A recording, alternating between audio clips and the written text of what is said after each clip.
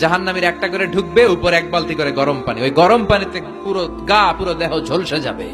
এরপরে ফেরেশতারা হাতুড়ি নিয়ে দাঁড়িয়ে থাকবে, পিটানো শুরু করবে। পিটাতে পিটাতে মাসেল গুলোর হাড্ডি গুলো থেতলে যাবে। জাহান্নামের আগুনে জ্বলতে জ্বলতে যখন চামড়া গুলো গোশতে গুলো ঝলসে যাবে, রব্বুল আলামিন নতুন করে চামড়ার গোশত গায়ের মধ্যে ফিট করে দিবে। ওই চামড়া গোশত আবার ঝলসাবে, আবার ফিট। আযাবটা মজা যেন ভালো করে টের পায়। একের পর এক শাস্তি শুরু এবার জাহান্নামে। যারা দুনিয়াতে আত্মহত্যা করছে, ছুরি মারছে, ও খালি ছুরিই মারবে। বিষ খাইছে, খালি বিষ খাবে। যে মেয়েগুলো ওড়নায় গলা পেঁচিয়ে এই আত্মহত্যা, তারা জাহান্নামের রশিতে আর ওড়নায় খালি আত্মহত্যা করতেই থাকবে। যারা স্মার্টফোনের ভিতরে ইন্ডিয়ান নায়িকাদের কোমর দোলানো ডান্স দেখেছে, অশ্লীল ভিডিও দেখেছে, জাহান্নামের গরম শিক চোখের ভেতরে ঢুকিয়ে দেওয়া হবে। যারা মিথ্যা বলতো, ওদেরকে এক লাইন, জাহান্নামের ছুরি দিয়ে কুচি কুচি করে জিহ্বাটা কাটা হবে। অন্যের জমি মেরে খেয়েছে এরকম ডাকাইত তাছাড়া নাই, 7 জমিন ওর কাঁধে তুলে দেওয়া হবে। এবার কারে কর গিবত করে চগল খড়ি আছে না নাই, তাদেরকে আল্লাহ জাহান্নামের তামা দিয়ে নখ বানায় দিবে, আগুন ঝরবে ওটা থেকে।